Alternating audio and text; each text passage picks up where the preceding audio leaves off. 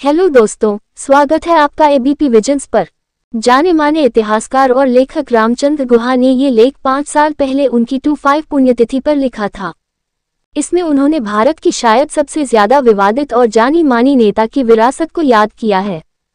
साल 1965 की गर्मियों में इंदिरा गांधी दिल्ली से लंदन शिफ्ट होने की सोच रही थी। उस समय वह प्रधानमंत्री लाल बहादुर शास्त्री के मंत्रिमंडल में कनिष्ठ मंत्री थी। शास्त्री उनके पिता जवाहरलाल नेहरू के बाद प्रधानमंत्री बने थे। राजनीति में उनकी तरक्की की गुंजाइश क्षीण थी और वह निजी कारणों से भी इंग्लैंड की ओर आकर्षित थीं। उनके बेटे राजीव और संजय ब्रिटेन में ही पढ़ रहे थे और इसके अलावा वह लंदन में कला और संस्कृति में अपनी रुचि को बढ़ा सकती थी।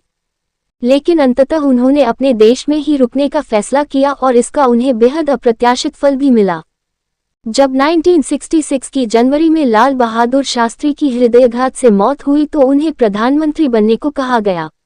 यह फैसला कांग्रेस पार्टी का संचालन करने वाले कुटिल बुजुर्गों के समूह सिंडिकेट ने किया था। उनका अनुमान था कि नेहरू की बेटी को आगे करने से अल्पकाल में 2 प्रधानमंत्रियों की मौत के बाद देशवासियों को अपने साथ करना आसान रहेगा। इसके अलावा उनके अनुसार वह इतनी नौसिखिया थी कि उन्हें अपने हिसाब से चलाना आसान रहेगा। पद संभालने के बाद शुरुआती झिझक के बाद इंदिरा गांधी में आत्मविश्वास आ गया।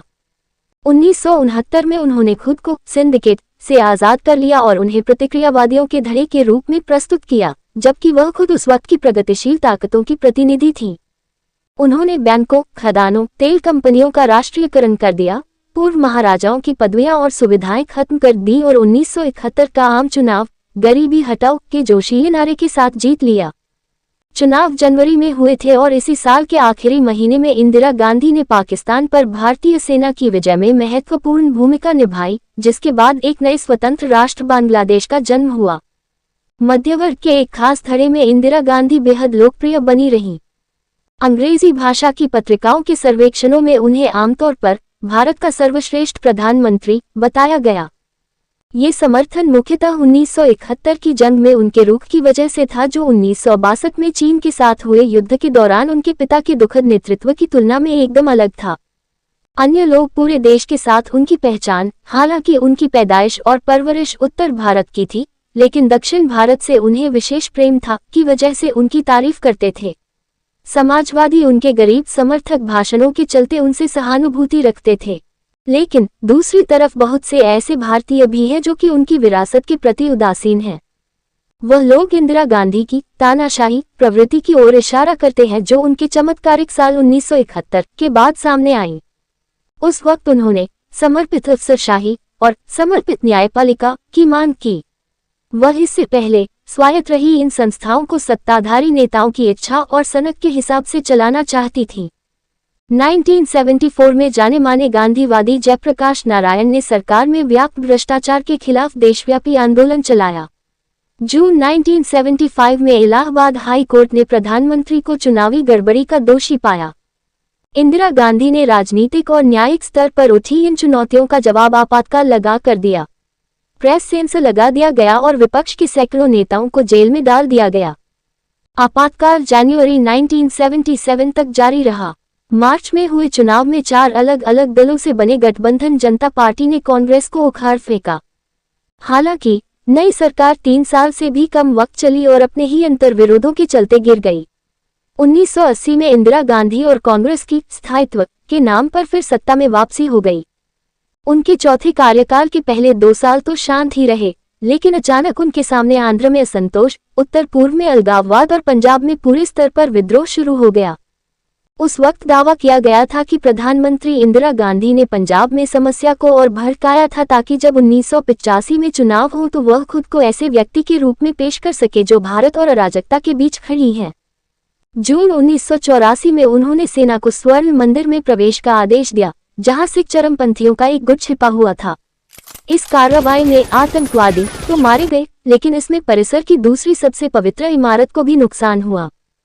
5 महीने बाद 2 सिख सुरक्षा गार्डों ने बदला लेने की भावना से गोलियां मारकर इंदिरा गांधी की हत्या कर दी। ताजमहल देखने के बाद एल्स हक्सले ने कहा था, मुझे दिख रहा है कि संगमरमर बहुत से अपराधों को छुपाए हुए है। इसी तर्ज पर इस तथ्य ने कि वह एक शहीद की मौत मरी और अपने सिख कर्मचारियों को बाहर निकालने की सलाहों को तिरस्कारपूर्ण ढंग से नकारने के बाद मृत्युपरांत इंदिरा गांधी के आकलन में उनकी बहुत सी गलतियों को नजरअंदाज कर दिया गया। इसमें संदेह नहीं कि वह पूरी तरह देशभक्त थीं, नहीं इसमें कि उन्होंने 1971 के शरणार्थी संकट, जब पूर्वी पाकिस्तान से 90 लाख लोगों ने भारत में शरण ली थी और उसके बाद की जंग में भारत का कुशलता से नेतृत्व किया। इसके साथ ही इतिहासकारों का दायित्व है कि उनकी असफलताओं को भी दर्ज करें। इनमें सबसे बड़ी है सार्वजनिक संस्थाओं को विकृत करना। नेहरू के समय में अफसरशाही और न्यायपालिका को राजनीतिक दखलंदाजी से अलग रखा गया था। नियुक्ति, तैनाती और तक की मेहनत और क्षमता के आधार पर तय होती थी। इंदिरा गांधी ने एकदम जुदा और बेहद नुकसानदेह चलन शुरू किया, जहां मंत्री, मुख्यमंत्री और प्रधानमंत्री अधिकारियों की तैनाती रिश्तेदारी या वफादारी के आधार पर करते थे। इस तर्ज पर जिन संस्थाओं को बर्बाद किया गया उनमें से एक भारतीय राष्ट्रीय कांग्रेस भी थी। नेहरू के समय में कांग्रेस सचमुच एक विकेंद्रीकृत और लोकतांत्रिक पार्टी थी, जिसमें जिला और राज्य समितियों का चयन पार्टी के आंतरिक चुनाव के आधार पर होता था।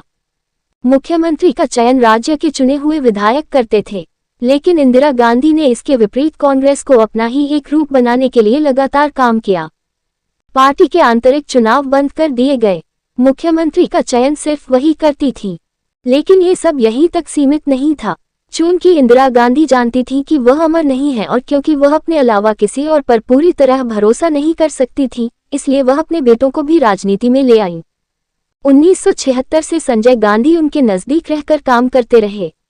यह माना जाता रहा कि जब वह रिटायर होंगी या उनकी मौत होगी तो वह उनकी जगह लेंगे। जब जून 1980 में संजय की असमय मृत्यु हो गई तो इसी विचार के साथ उनके बड़े भाई राजीव को राजनीति में लाया गया। कांग्रेस के एक पारिवारिक व्यवसाय के रूप में बदलाव का अन्य पार्टियों ने भी अनुसरण किया। यह मानना संभव नहीं कि इंदिरा गांधी ने अकाली दल या द्रमुक को ये राह नहीं दिखाई थी। आज ये एक परिवार के हितों की रक्षा करने वाली पार्टियां बन गई हैं।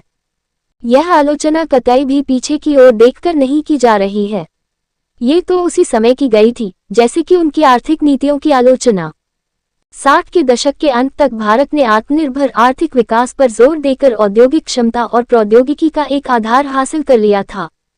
हालांकि अर्थव्यवस्था को सरकारी नियंत्रण से मुक्त करने के बजाय इंदिरा गांधी ने शिकंजा कसे रखा, जिसकी वजह से, जैसा कि उम्मीद थी, कुल मिलाकर अक्षमता और भ्रष्टाचार ही बढ़ा।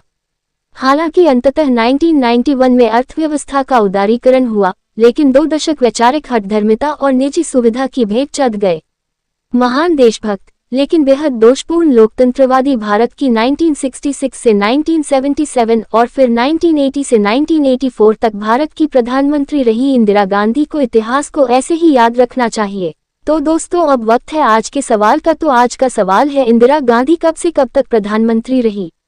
आप अपने जवाब कमेंट बॉक्स में जरूर बताएं और पाए लाखों के इनाम। वीडियो पसंद आया है तो वीडियो को लाइक करें, चैनल को सब्सक्राइब करें और बेल आइकॉन को दबा के आल का बटन दबाना मत भूलें ताकि हम आपसे मिल सके सबसे पहले। धन्यवाद।